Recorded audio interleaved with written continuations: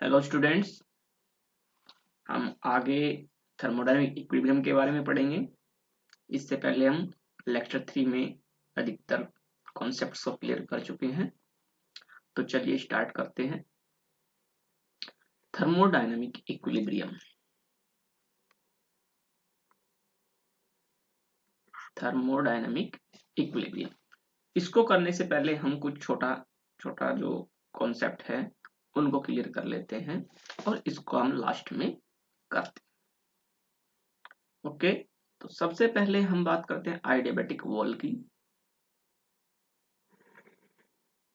आइडियाबैटिक wall, आइडियाबैटिक wall किसे कहते हैं? देखिए, ये हमारा एक सिस्टम है और ये सिस्टम की बाउंड्री है। ठीक, ये हो गई सिस्टम की बाउंड्री।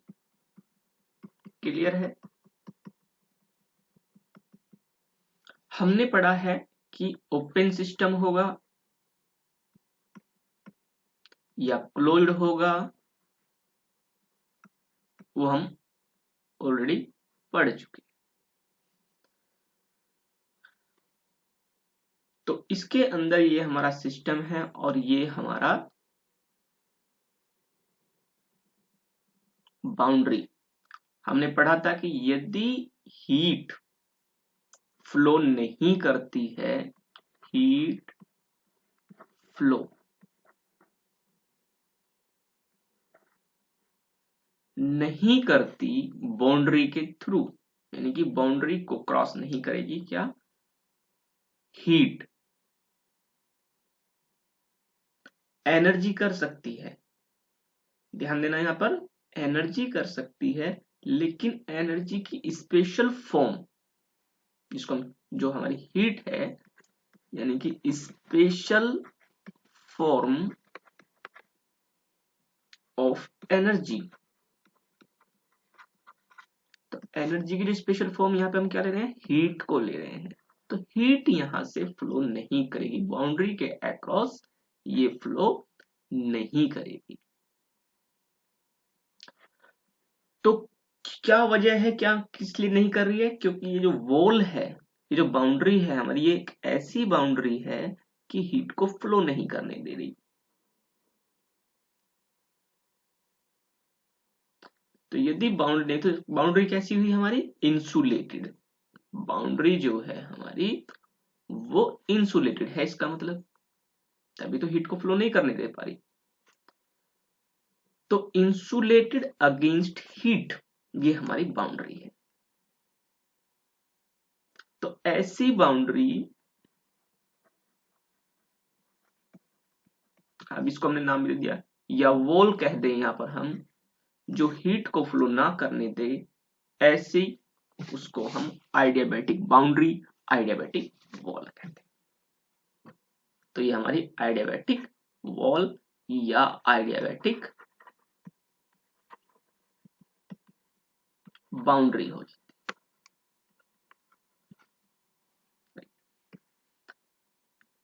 तो क्लियर है, हीट का जो फ्लो ना करा सके, हीट का फ्लो। लेकिन यदि हीट का फ्लो पॉसिबल है,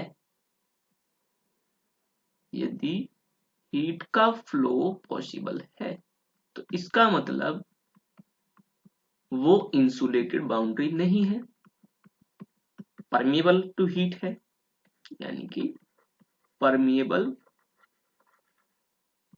टू हीट, यानी कि नॉट इंसुलेटेड अगेंस्ट हीट है। तो ऐसी बाउंड्री को हम डायाथर्मिक बाउंड्री या डायाथर्मिक वॉल कहते हैं।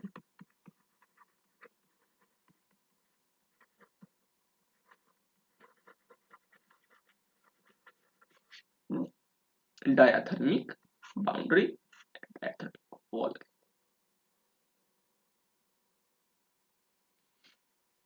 तो सिर्फ और सिर्फ हीट एनर्जी जो है उससे रिलेटेड है।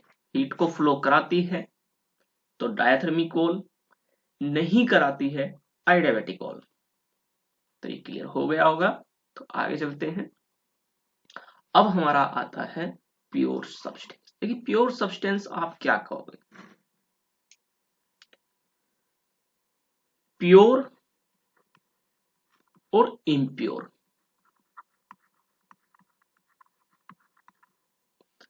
सपोज कि हमारे पास गोल्ड है, 24 कैरेट का है। एक और गोल्ड है, वो 20 कैरेट पर है। तो हम ये कहते हैं कि ये प्योर है, ये इम्प्योर है। लेकिन ये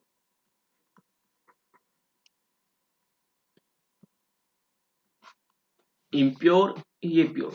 ध्यान से देखिए कि 24 gold pure, 20 carat gold impure. लेकिन यदि मैं कहूं कि ये भी प्योर है, कैसे? देखिए, यदि 24 गोल्ड को हमने कहा कि ये 24 गोल्ड है, कैरेट का गोल्ड है, तो ठीक है, जो कहा वो ट्रू है, जो कहा वो ट्रू है, तो ये प्योर। इसने कहा 20 कैरेट का गोल्ड है ये, और 20 कैरेट का ही गोल्ड है, बात तो उसने ट्रू की, तो ये भी प्योर ही हुआ। ध्यान दीजिए, यहाँ पर प्योर का मतलब ये नहीं कि 24 कैरेट का गोल्ड है वो ही प्योर, नहीं। यहाँ प्योर सब्सटेंस का मतलब है कि जो कंपोजिशन है वो सेम है,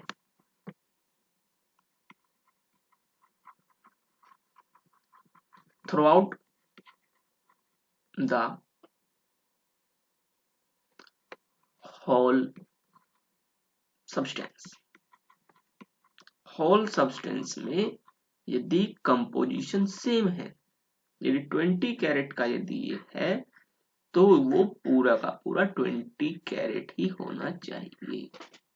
वो उसकी बात यदि ट्रू है तो वो प्योर है। भले उसके अंदर वैसे इम्प्योरिटी है, लेकिन 20 कैरेट पे यदि हमने कह दी कि वो 20 कैरेट है और वो है, तो वो अपने आप में प्योर हो जाता है। तो मेन जो है वो है कंपोजिशन, कि जो सब्सटेंस जिस कंपोजिशन से मिलके बना है वो throughout the whole substance वो सेम यदि है तो वो प्योर सब्सटेंस है। चलिए,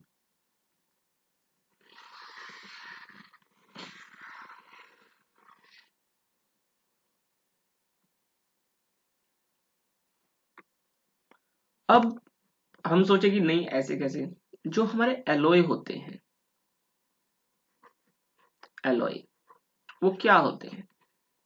वो मिक्सचर होते हैं ऑफ मोर देन 2 एलिमेंट्स या सब्सटेंस।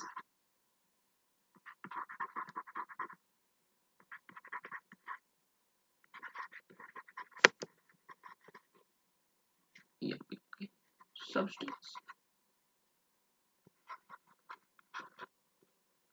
ठीक है, यही तो होता है। लेकिन वो प्योर होते हैं, क्योंकि हम क्या कहते हैं कि ये एलॉय है। क्या ये एलॉय प्योर है? अब देखने को तो एलॉय मिक्सचर है, उसको इम्प्योर होना चाहिए। लेकिन एलॉय, जब हमने क्या बात ही कह दी कि क्या ये एलॉय हमारा प्योर है, तो जब एलॉय का नाम लिया तो हमें ऑलरेडी पता है कि मिक्सचर, मिक्सचर तो ये है ही। बस वो मिक्सचर जो है उसकी कंपोजिशन सेम होनी चाहिए,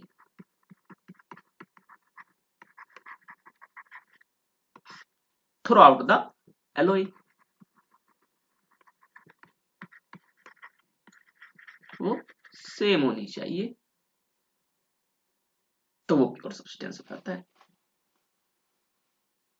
तो इस तरीके से थर्मोडायनेमिक्स के अंदर प्योर सब्सटेंस को कंसीडर किया जाता है। मींस लिक्विड है तो वो प्योर होना चाहिए, उसकी केमिकल कंपोजिशन सेम रहनी चाहिए, भले वो किसी भी तरीके से वाटर में कुछ भी चाहे मिक्स किया हुआ हो। लेकिन वो होना चाहिए पूरे के पूरे सिस्टम में, पूरे के पूरे सब्सटेंस में, पूरे के पूरे वाटर में सेम तरीके से मिक्स होना चाहिए, तो उसको हम प्योर कंसीडर करते हैं। तो ये है हमारा प्योर सब्सटेंस। ऐसा नहीं कि वाटर में जो है हमारा कुछ गिनी चुनी चीज होती है वो ही होनी चाहिए। हाँ, जब आप स्पेशली नेम करेंगे कि ये वाटर है लेकिन उसमें कुछ एडिशनल इम्प्योरिटीज दिखाई दे रही है, तो फिर वो हमारा इम्प्योर होता है। लेकिन यदि हमने नाम दिया कि ये तो मिक्सचर ऑफ वाटर, मिक्सचर है वाटर का, और वाटर के साथ में कोई हमने सपोज अल्कोहल, तो ये जो मिक्सचर, जब हमने नाम ही कह दिया मिक्सचर है, तो मिक्सचर भी हमारा through out the mixture same होना चाहिए, तो हमारा प्योर सब्सटेंस कंसीडर किया जाए। ठीक है, तो ये प्योर सब्सटेंस की डेफिनेशन कहो, ये कॉन्सेप्ट है थर्मोडायनामिक्स के अंदर। अब हम आगे आते हैं। देखिए, एक है हमारा थर्मोकपल के अंदर इन दोनों ही उसका यूज किया जाता है। थर्मोकपल क्या करते हैं, जो हाई टेम्परेचर मेजरमेंट के लिए, हाई टेम्परेचर मेजरमेंट डिवाइस, ये हमारे थर्मोकपल होते हैं। तो सीबेक ने एक एक्सपेरिमेंट किया, उन्होंने ये देखा, लेकिन ये बड़ा ही कमाल का है कि यहाँ पर दो एक्सपेरिमेंट किए गए। पहले कौन सा हुआ, बाद में कौन सा हुआ, वो तो बाद की बात है, लेकिन हमें क्या समझना है कि एक पेल्टर ने किया, एक सीबेक ने किया, एक्सपेरिमेंट बिल्कुल सेम है, ठीक है, लेकिन ऐसा तो दोनों फ्रेंड लोग थे और दोनों ने अपने आप को साइंस में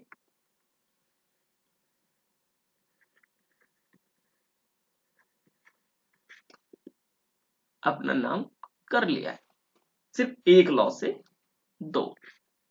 लॉ है एक, बस उसको रिवर्स किया गया। तो देखते हैं कैसे। चलो हम पेल्टर को देखते हैं सबसे पहले। तो पेल्टर ने क्या किया, दो डिफरेंट वायर ली, एक वायर ये है हमारी ए, एक वायर ये है हमारी बी, डिफरेंट मटेरियल की है, सपोज ये कॉपर है, ये एल्यूमिनियम है।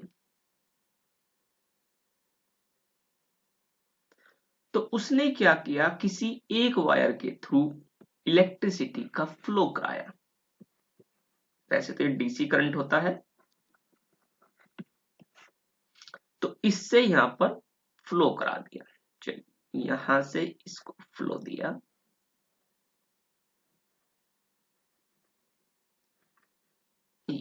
ये फ्लो किया।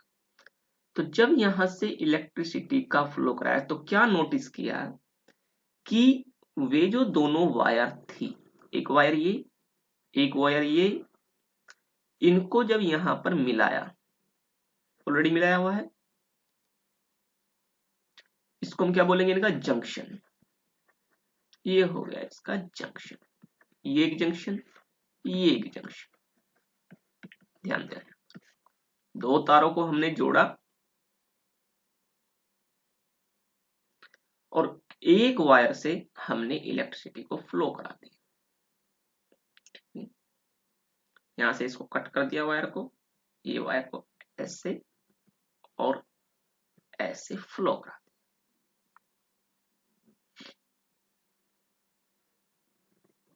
दिया, ये फ्लो करा दिया गया। तो क्या नोटिस किया गया कि उसका एक जंक्शन हॉट हो जाता है और एक जंक्शन कोल्ड हो जाता है। ये इनकी आउटपुट है, हॉट जंक्शन, कोल्ड जंक्शन, ये इस एक्सपेरिमेंट के आउटपुट है कि electricity flow, one junction become hot और सेकंड जंक्शन बिकम कोल्ड। तो हम ये कह सकते हैं कि यहाँ पे टेम्परेचर डिफरेंस जनरेट हुआ, टेम्परेचर डिफरेंस देखने को यहाँ पर मिलता है।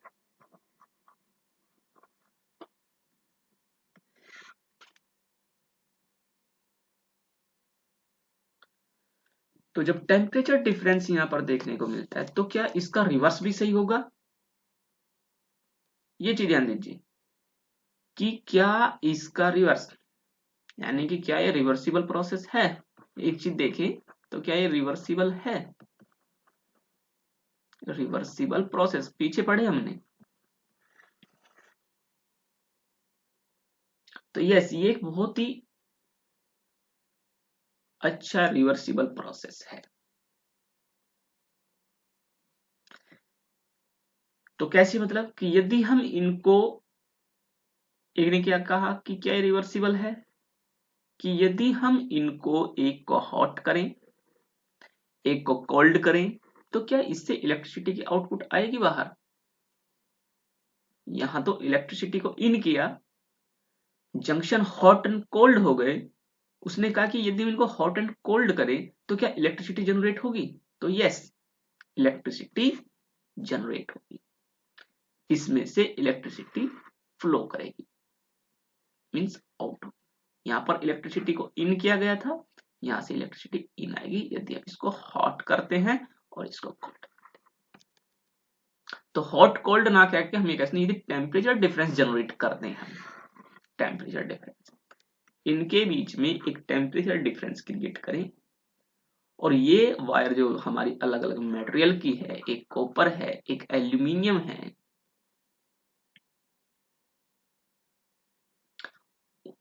उनके जंक्शन को हॉट एंड कोल्ड करते हैं, एक टेम्परेचर डिफरेंस जनरेट करते हैं, मेंटेन करते हैं, तो उससे इलेक्ट्रिसिटी फ्लो करती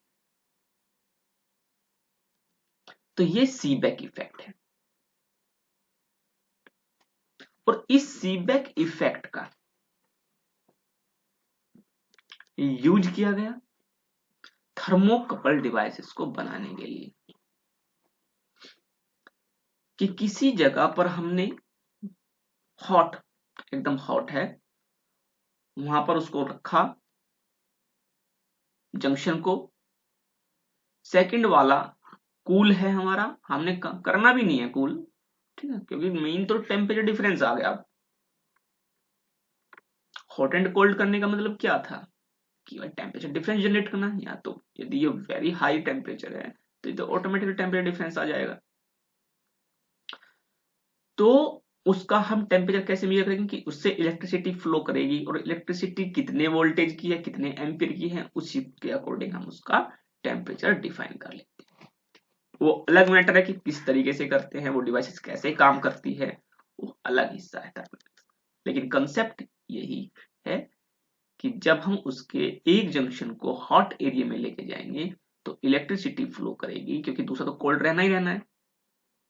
तो जब इलेक्ट्रिसिटी फ्लो करेगी, कोल्ड रहना है या उसको अपने पहले वाले टेम्परेचर पे मेंटेन करके रखिए, बस इतना करना है, तो इलेक्ट्रिसिटी फ्लो करेगी। तो हम ऑलरेडी हमारे पास स्केल है, हमने इसको पहले गर्म करके देखा हुआ है कि कितना गर्म करने पर कितना इलेक्ट्रिसिटी फ्लो करती है, तो एक स्केल बनाया हुआ है, स्केल के अकॉर्डिंग हम उसको क्लियर कर लेंगे। तो इस तरीके से सीबेक इफेक्ट का थर्मोकपल, जहां हाई टेम्परेचर मेजरमेंट की जाती है वहां पर इसका यूज किया जाता है। यदि कोई प्रॉब्लम है तो इसको हम आगे फिर डिस्कस कर सकते हैं, आप कमेंट कर सकते हैं, कोई भी चीज यदि इसमें आपको क्लियर नहीं होती है, क्योंकि लेक्चर काफी बड़ा हो जाता है। टू स्केल कंपैरिजन नेक्स्ट है हमारा, टू स्केल कंपैरिजन। देखिए डिफरेंट टाइप के स्केल थर्मोडायनेमिक्स के अंदर यूज किए जाते हैं, लेकिन इनके कंपैरिजन की बात करें तो एक फॉर्मूला आपको याद रख लेना है कि temperature on scale 1, temperature on scale 1 minus freezing point on scale, किस भी सब्सटेंस के ऊपर हम इसको एग्जीक्यूट कर रहे हैं।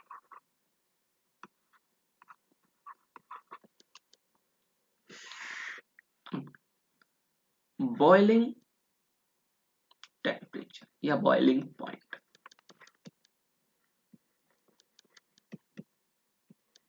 On scale 1 minus freezing point on scale is equal to temperature on scale 2 minus freezing point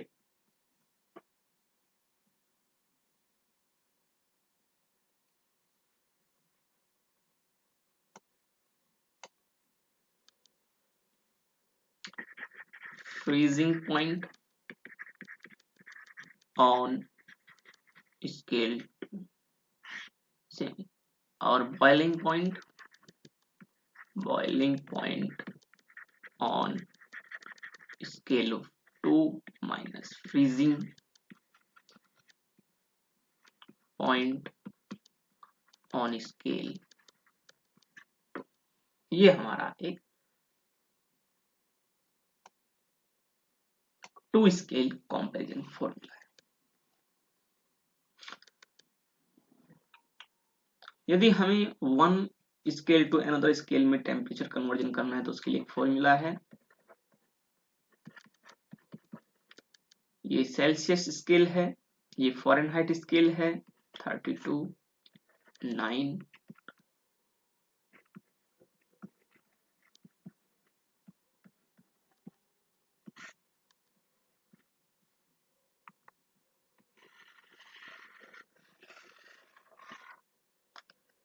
Celsius scale, Fahrenheit scale, kelvin scale, ये 3 टाइप के स्केल है। इसके बाद एक र्यूमर स्केल भी है, लेकिन हमें सिर्फ इन्हीं की रिक्वायरमेंट होगी।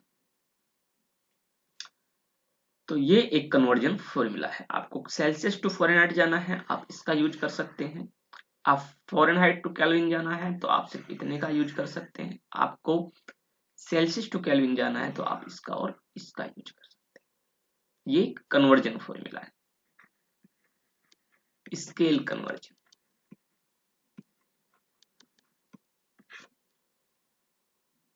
चलिए अब हम आते हैं, अब हमारे बच जाते हैं जेरोथ लॉ और थर्मोडायनेमिक इक्विलिब्रियम। तो इसको हम नेक्स्ट लेक्चर में कंप्लीट करेंगे।